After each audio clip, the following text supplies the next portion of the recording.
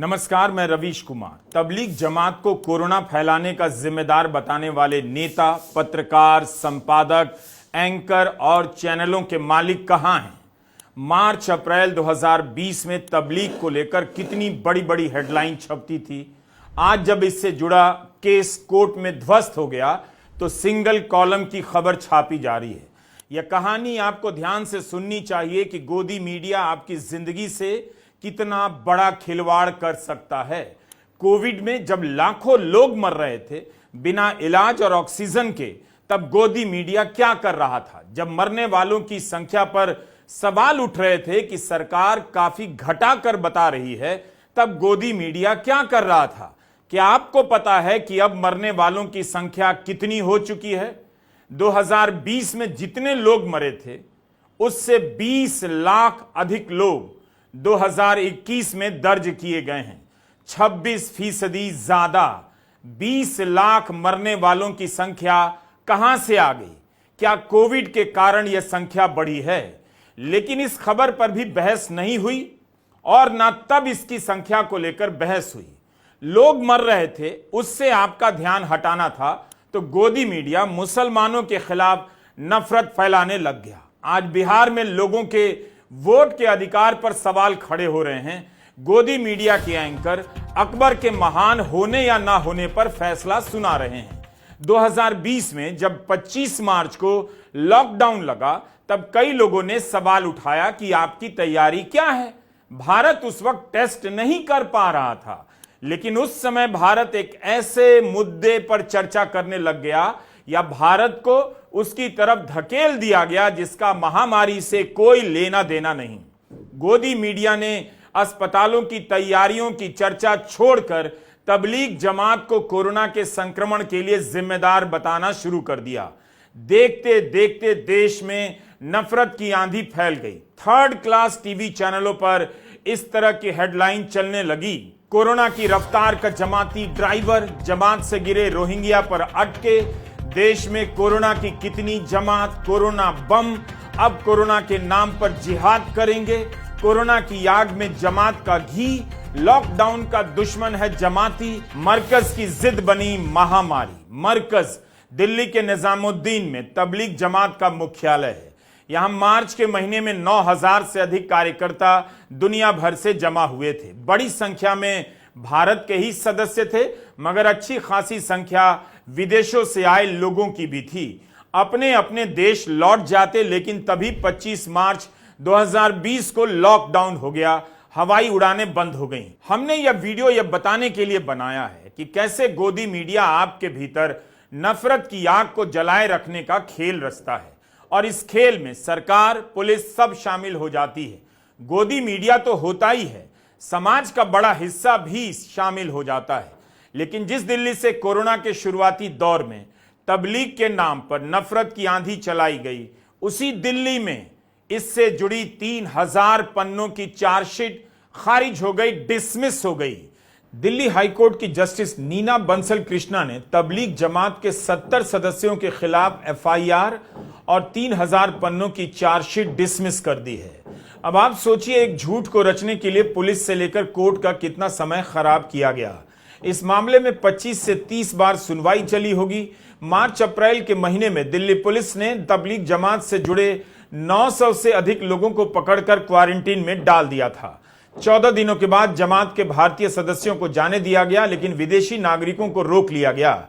इसी बात को लेकर जब आशिमा मंडला ने याचिका दायर की और सवाल उठाया कि आप किसी को भी 14 दिनों से ज्यादा क्वारंटीन में कैसे रख सकते हैं, इन्हें रिहा किया जाना चाहिए, उसी वक्त रातों रात दिल्ली पुलिस ने 955 लोगों के खिलाफ 48 चार्जशीट दायर कर दी थी। तब हमें पता चला कि ये लोग इनके अगेंस्ट ओवरनाइट ही चार्जशीट हो गई। तो उस टाइम पर दिल्ली पुलिस ने 48 चार्जशीट्स ओवरनाइट फाइल कर दी 955 फॉरेन नेशनल्स के अगेंस्ट। सो वो चार्जशीट्स को लेके जब हम साकेत कोर्ट में ये मैटर लगा बिफोर द लर्नेड सीएमएम, सो उसके अंदर 2 ऑप्शन दिए गए दैट या तो आप ट्रायल फेस करें या आप कुछ फाइन दे के आप अपने गिल्टी प्लीड कीजिए और आप अपना वापस अपनी कंट्री आप जा सकते हैं। तो उस टाइम पर जो लोग उनको महफूज लगा कि वो यहाँ रहकर ये ट्रायल कंटेस्ट कर सकते हैं, तो वो 44 लोग वापस रहे और बाकी 908 लोगों ने सिर्फ फाइन देकर, और वो फाइन था क्या तो 5,000 पर पर्सन से लेकर 10,000 पर पर्सन तक गया। तो उसमें लाखों रुपए दिल्ली गवर्नमेंट को फाइन की तरह दिए गए, इसी के लिए ताकि वो लोग अपने घर जा सकें, क्योंकि ये फॉरेन नेशनल्स उस समय अपने घरों में भी उनकी प्रॉब्लम्स थी, क्योंकि ये लॉकडाउन ने तो वर्ल्ड वाइड सबको अफेक्ट किया था। तो कई लोगों का ये मानना था कि वो यहाँ रहकर ट्रायल और फेस नहीं कर पाएंगे, क्योंकि उसमें कितने महीने या कितने साल लगे उसका कोई अंदाज़ा नहीं था। जो वो ट्रायल जिन 44 लोगों ने करा, उनको तो प्योर अक्विटल मिला। ये माना गया कि उनके अगेंस्ट जो भी चार्जेस थे वो बिल्कुल बेबुनियाद थे। दिल्ली गवर्नमेंट ने उसको आज तक कभी चैलेंज नहीं करा। अखबारों में कितना कम छपा है जैसे कोई मामूली बात हो, लेकिन आशिमा की बातों से कितनी डिटेल निकल कर आ रही है। कोर्ट के आदेश के बाद जब तबलीग के सदस्य अपने देश जाने के लिए एयरपोर्ट पहुंचे, तब उन्हें पता चला कि उनके नाम से कोविड से जुड़े एक दूसरे मामले में लुकआउट नोटिस जारी हुआ है। जिस आरोप में रिहा किए गए हैं, उसी प्रकार के आरोप में उनके सामने नई एफआईआर पेश कर दी गई। 28 एफआईआर, जिनमें 198 लोगों को आरोपी बनाया गया। घरों में सभी अपने परिवार के साथ रह रहे थे, हम और आप जैसे रह रहे थे। लेकिन जिस किसी ने भी तबलीग के सदस्यों को अपने घर में जगह दी, उनके खिलाफ मुकदमा कर दिया गया। यह कोई अपराध नहीं था। तब दिल्ली हाईकोर्ट ने सारी याचिकाओं को एक जगह जमा कर साकेत कोर्ट से सुनने के लिए कहा। वहां विदेशी नागरिक तो बच गए, लेकिन जो भारतीय नागरिक थे, जिन्होंने तबलीग के लोगों को शरण दी थी, उन पर मुकदमा चलने लगा। लर्नेड साकेत कोर्ट ने उस टाइम पर फॉरेन नेशनल्स के अगेंस्ट प्रोसीडिंग्स ड्रॉप कर दी, पर उन्होंने जो इंडियन नेशनल्स, जिन लोगों ने एक्चुअली उन फॉरेन नेशनल्स को उस टाइम पर एक शेल्टर के माध्यम से उनको सिर्फ रहने की जगह दी, उनके ऊपर केस चला दिया, ये बोल के कि आपने दिल्ली गवर्नमेंट का वो एक ऑर्डर को वायलेट किया है। जबकि वो ऑर्डर, जैसे मैंने पहले बताया था, कि वो ऑर्डर कहता था आप किसी भी टाइप की कॉन्ग्रीगेशन नहीं कर सकते। मतलब कि आप कोई भी, जैसे कोई धार्मिक कोई फेस्टिवल या लोगों को इकट्ठा करके आप उस समय कोई भी जैसे आप कहते हैं कि कोई जगराता कर रहा है या कोई किसी तरीके के कोई धार्मिक आप एक्टिविटी कैरी आउट कर रहे हैं, वो नहीं कर सकते। बट उन्होंने ये नहीं कहा कि आप रह नहीं सकते एक जगह पे। इनफैक्ट इन 16 एफआईआर्स जो कल दिल्ली हाई कोर्ट ने क्वॉश करी हैं, उन 16 एफआईआर में से 3 ऐसी एफआईआर हैं जो इंडियन नेशनल्स के अगेंस्ट करी गई हैं अपने घरों में लोगों को रखने के लिए, क्योंकि जमात के रूल्स के हिसाब से जो फीमेल्स होती हैं, औरतें होती हैं, वो मस्जिद में नहीं रह सकती हैं। तो उन औरतों के लिए कई लोगों ने अपने घर में उनको वेलकम दिया कि आप आके यहाँ रहिए। तो उन होम ओनर्स के अगेंस्ट तक दिल्ली पुलिस ने एफआईआर कर दी, ये बोल के कि आप अपने घर में कैसे किसी को रख सकते हैं। तो ये सब लेते हुए हमने फिर इंडियन नेशनल्स, जो ये 70 इंडियन नेशनल्स हैं, इनको लेके हमने दिल्ली हाई कोर्ट में 2021 में ये 16 क्वॉशिंग पिटिशंस डाली थी। एंड जैसे चार्जशीट के एफआईआर एंड चार्जशीट के अंदर 2 ही एलिगेशंस हैं। एक, जैसे मैंने समझाया कि आपने इनको रहने की जगह क्यों दी, और दूसरा उनका मानना है कि क्योंकि आपने उनको रहने की जगह दी, इससे कोविड का स्प्रेड हुआ है। बल्कि आप ये देखेंगे, ये ताजुब की बात है कि चार्जशीट के अंदर एक भी मेडिकल रिपोर्ट नहीं है कि इनमें से एक भी पर्सन को एट एनी टाइम कोविड था। तो आप कोविड की डिजीज़ को फैला कैसे सकते हैं अगर आप खुद कोविड पॉजिटिव नहीं हैं? ऐसे तो हम लोग भी अपने घरों में लॉकडाउन के अंदर अपनी पूरी फैमिली के साथ रह रहे थे। तो अगर एक घर के अंदर 4-5 लोग रह रहे हैं, तो आप ये थोड़ी कह सकते हैं कि कोई उसमें ऑर्डर वायलेट हुआ है। सो ये चीज़ें हमने दिखाते हुए दिल्ली हाई कोर्ट में ये क्वॉशिंग पिटिशन डाली थी। इस मामले में दिल्ली हाई कोर्ट में राहत मिल गई है। दिल्ली पुलिस की सारी चार्जशीट रद्द हो गई। इतना बड़ा फैसला, और अखबारों में साधारण तरीके से खबरें छपती हैं, एक एक बात नहीं बताई जाती जिससे इन खबरों की गंभीरता का पता चले। चुपचाप छपती हैं, किसी की नजर ना पड़े। इसी तरह कोविड के समय ही सुशांत सिंह राजपूत के केस में रिया चक्रवर्ती के खिलाफ झूठ फैलाया। मीडिया ने हफ्तों झूठे आरोप लगाकर कवरेज किया, बाद में सब कुछ झूठ निकला। अब तबलीग जमात के समय का सारा प्रोपेगेंडा एक्सपोज हो गया है। समाज में भयंकर तनाव फैला था। लॉकडाउन के कारण प्रशासन को दिक्कतें इसलिए नहीं आई, लेकिन लोग जहर के असर में खतरनाक होने लग गए थे। जगह जगह से खबरें आने लगीं, तबलीग के नाम पर गरीब मुसलमानों को पकड़कर मारा जाने लगा, मुसलमानों को सोसाइटी में सब्जी बेचने से रोका गया, उन्हें अपनी पहचान उजागर करने पर मजबूर किया गया, आधार नंबर मांगे गए, ठेले गिरा दिए गए, दुकानदारों के बहिष्कार के व्हाट्सएप मैसेज वायरल होने लगे, ऐलान होने लगा किससे फल लेना है, किससे बाल कटाना है, किससे नहीं। थूकने और संक्रमण के फर्जी वीडियो वायरल किए गए। ऑल्ट न्यूज ने ऐसे कई 100 फर्जी वीडियो का फैक्ट चेक किया।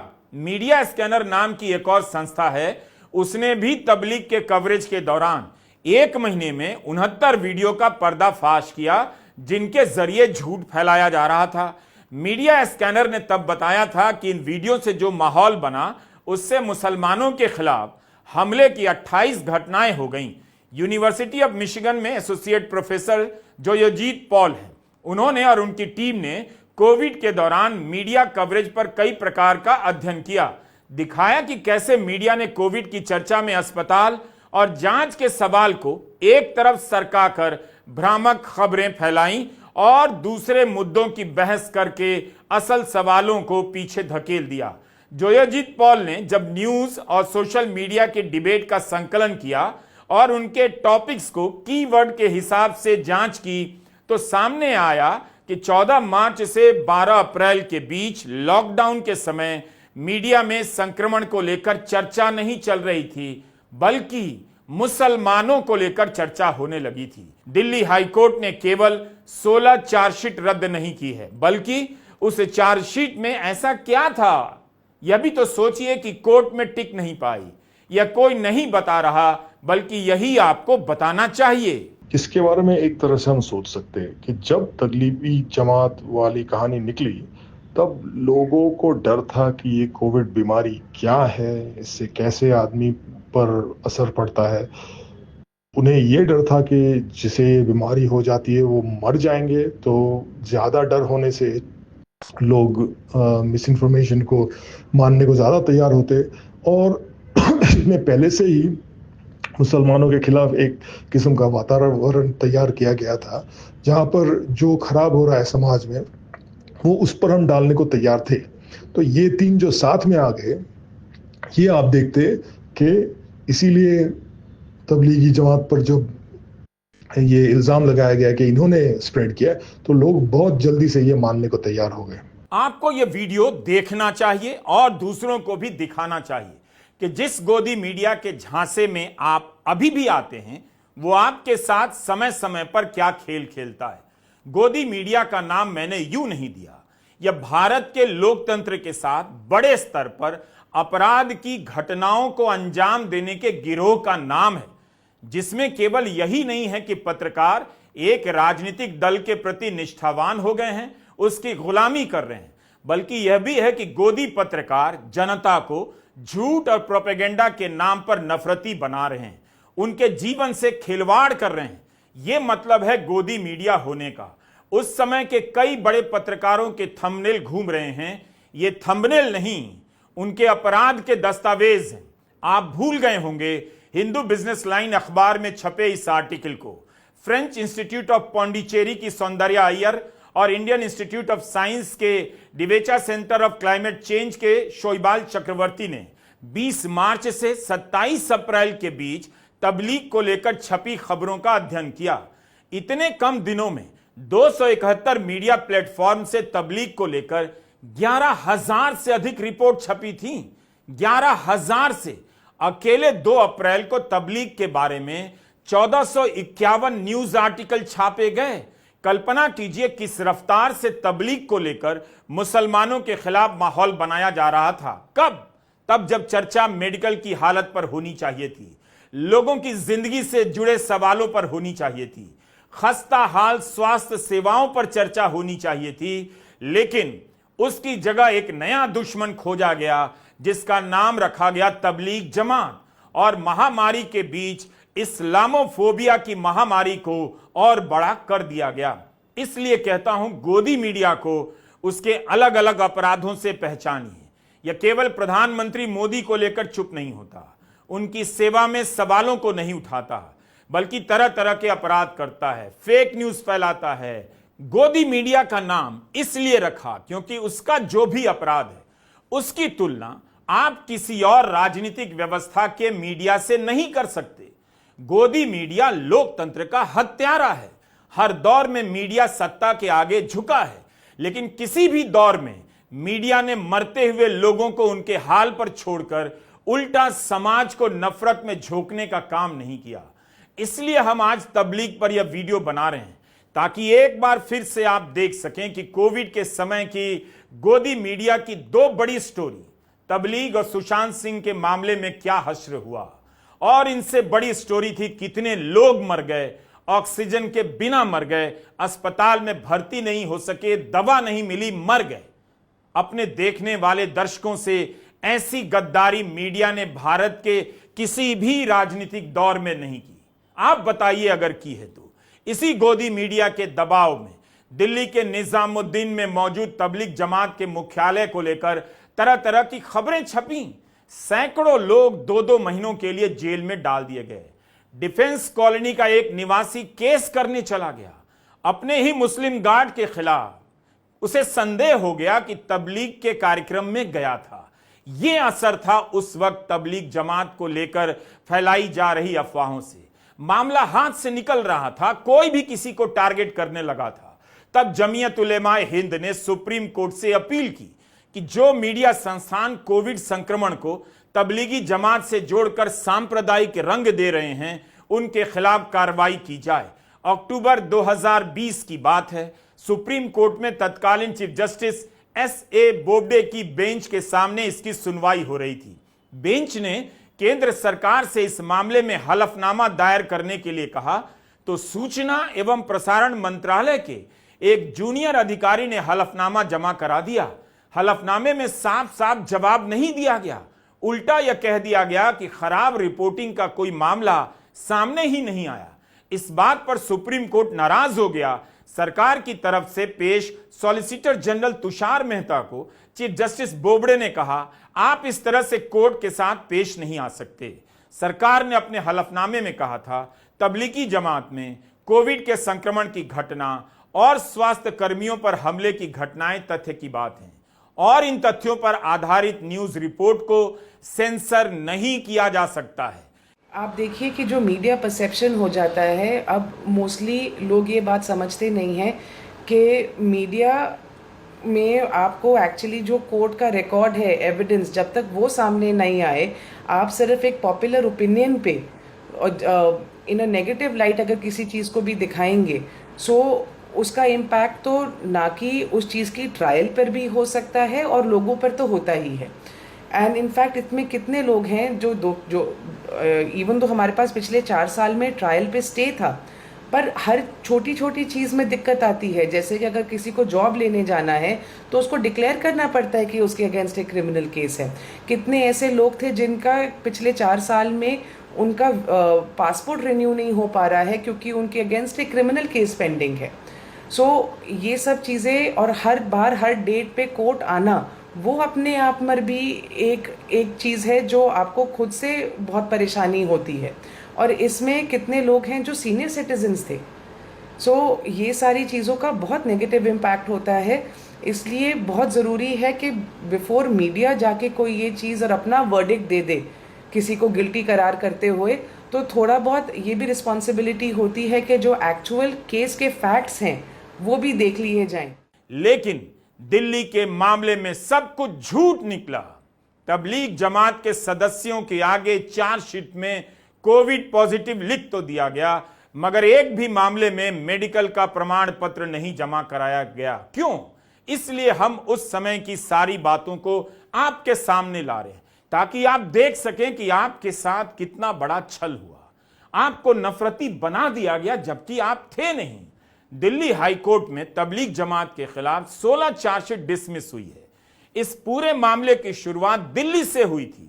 आप सोचिए किस आधार पर आरोप लगाए गए, समाज में नफरत का माहौल बनाया गया और उसकी आड़ में पुलिस लोगों को जेल में डालने लगी। लेकिन तबलीग के खिलाफ पहली बार केस खारिज नहीं हुआ, बल्कि इससे पहले भी कई मामलों में केस अदालत में टिक नहीं सका। महाराष्ट्र के अहमदनगर की अलग अलग जेलों में तबलीग के नाम पर कई लोगों को बंद कर दिया गया। 2-2 महीने तक लोग जेल में रहे और यह सब गोदी मीडिया के बनाए माहौल की आड़ में किया गया। बॉम्बे हाईकोर्ट की जस्टिस टीवी नलवाडे और जस्टिस एमजी सेवलिकर की बेंच ने भी अगस्त 2020 में तबलीग के 35 सदस्यों के खिलाफ 3-3 एफआईआर रद्द कर दी। इनमें से 29 तंजानिया, फिलीपींस और यूक्रेन से आए थे। इन्हें कोरोना फैलाने के आरोप में तमाम धाराओं में गिरफ्तार किया गया था। बॉम्बे हाईकोर्ट ने तब कहा, और आप गौर कीजिए, दिल्ली में मरकज के कार्यक्रम में जो विदेशी नागरिक आए थे उनके खिलाफ प्रिंट और इलेक्ट्रॉनिक मीडिया में बड़ा प्रोपेगेंडा चला और यह छवि बनाने का प्रयास किया गया कि यह विदेशी भारत में कोविड-19 के प्रसार के लिए जिम्मेदार है। जहां कहीं भी महामारी या आपदा आती है, राजनीतिक सरकार बलि का बकरा ढूंढती है। तमाम हालात इस संभावना की ओर इशारा करते हैं कि विदेशियों को बलि का बकरा बनाने के लिए चुना गया। भारत में संक्रमण के ताजा आंकड़े बताते हैं कि याचिकाकर्ताओं के खिलाफ इस तरह की कार्रवाई नहीं होनी चाहिए। समय आ गया है कि विदेशियों के खिलाफ कार्रवाई करने वाले प्रायश्चित करें और इससे जो नुकसान हुआ है उसे ठीक करने का सकारात्मक कदम उठाएं। अगस्त 2020 में ही बॉम्बे हाईकोर्ट ने कह दिया था, तबलीग के कार्यक्रम में आए विदेशी यात्रियों ने वीजा शर्तों को नहीं तोड़ा। वे धर्म का प्रचार करने नहीं आए थे, ना धर्मांतरण कराने आए थे। इसी तरह का आदेश कर्नाटका हाईकोर्ट, मद्रास हाईकोर्ट से भी आया और कई एफआईआर को रद्द कर दिया गया। सरकार ने अपनी कॉन्फिडेंशियल रिपोर्ट में यह सब आरोप लगाए थे, जिसे अदालत ने नहीं माना। बॉम्बे हाईकोर्ट की बेंच ने साफ साफ कहा कि प्रिंट और इलेक्ट्रॉनिक मीडिया ने प्रोपेगेंडा फैलाया, लेकिन मीडिया के साथ दोषी कई और भी थे। तबलीग के नाम पर प्रोपेगेंडा फैलाने में सरकारें भी शामिल हो गई, जबकि उसी समय तमाम मंदिरों में लोग जमा हो रहे थे। कर्नाटका के कलबुर्गी में मंदिर में बड़ी संख्या में लोग जमा हुए। 10 मार्च को देश में कोविड से पहली मौत कर्नाटका के कलबुर्गी में ही हुई। लेकिन इस तरह के धार्मिक जमावड़े और राजनीतिक सभाओं को लेकर कोई हंगामा मीडिया ने नहीं किया। यह वही समय था जब मध्य प्रदेश में कांग्रेस की सरकार गिरा दी गई। जिस समय महामारी से लड़ने के लिए, लोगों की जान बचाने के लिए एक सरकार को चलते रहने देना चाहिए था, उसी समय सरकार गिराकर बीजेपी की सरकार बनती है और इसकी खुशी में एक सभा होती है। लेकिन विलन बनाया गया केवल तबलीग को। उन्हें पकड़कर क्वारंटीन में डाला जाने लगा। इसके सदस्यों को, तबलीग के सदस्यों को देश भर से खोज खोज कर पकड़ा गया। टीवी पर उन्हें इस तरह से दिखाया जाने लगा कोई अपराधी हैं, तबलीग के लोग कोरोना फैला रहे हैं। उस समय यानी मार्च अप्रैल 2020 में बड़ी संख्या में मजदूर हजारों किलोमीटर पैदल चलने लगे थे। कोई मदद नहीं मिल रही थी, बच्चे प्यास से तड़प रहे थे। वो इस महामारी की पहली मानव त्रासदी थी, तबलीग जमात के नाम पर छिपा दी गई। गोदी मीडिया तबलीग के बहाने नफरत फैला रहा था। दिल्ली के तत्कालीन मुख्यमंत्री अरविंद केजरीवाल भी प्रेस कॉन्फ्रेंस में तबलीग से जुड़ी संख्या का अलग से जिक्र करने लगे। भारत सरकार के स्वास्थ्य मंत्रालय में तत्कालीन संयुक्त सचिव लव अग्रवाल ने तबलीग को कारण बता दिया। फिर क्या था, गोदी मीडिया को बहाना मिल गया कोरोना की तैयारियों को छोड़कर नफरत फैलाने का। 1800 जो लोग हैं जो दिल्ली में इस तबलीगी जमात से रिलेटेड जो लोग थे, उनको 9 हॉस्पिटल और क्वारंटाइन सेंटर्स में शिफ्ट कर दिया गया है। मैं ये हाईलाइट करना चाहूँगा कि जो भी ये नंबर इंक्रीज़ हुआ है पिछले कुछ दिनों के कंपैरिजन से देखें तो ये एक नेशनल ट्रेंड को रिप्रेजेंट नहीं करता, बट डेफिनेटली ये हम सबको पता है कि अगर कोई भी हमारी कोई कहीं पर भी फेलियर होती है तो केसेस बढ़ना स्वाभाविक है। इसके तहत ही मैं फिर सभी से ये कहना चाहूँगा कि लॉकडाउन की परिस्थिति में हमारा यथासंभव प्रयास, हमारे जो इंस्ट्रक्शंस हैं, हमारी डायरेक्शंस हैं, वो यही हैं कि किसी भी तरह का कॉन्ग्रीगेशन अवॉइड करना चाहिए, धार्मिक सभाओं को अवॉइड करना चाहिए। अब आप सोचिए गोदी मीडिया ने आपको ऐसे कितने प्रोपेगेंडा में उलझाया होगा जिसका कोई अता पता नहीं। सुशांत सिंह राजपूत के केस में सीबीआई की जांच हुई इसलिए पता चल गया, तबलीग का मामला कोर्ट पहुंचा इसलिए पता चल गया। जो मामला कोर्ट पहुंचा ही नहीं उनका क्या। कोविड के समय गोदी मीडिया ने जो अपराध किया उस अपराध का केवल एक चेहरा नहीं है। लोग मर रहे थे, गोदी मीडिया ने परवाह नहीं की। कितने लोग मर रहे थे, इस सवाल को कभी नहीं उठाया। आप उस समय के अखबारों और चैनलों के वीडियो निकालकर देखिए, पता चलेगा गोदी मीडिया आज भी वही कर रहा है, उसी तरीके से कर रहा है। गोदी मीडिया माफी नहीं मांगता, प्रायश्चित नहीं करेगा। उसे पता है कि लोगों को याद नहीं।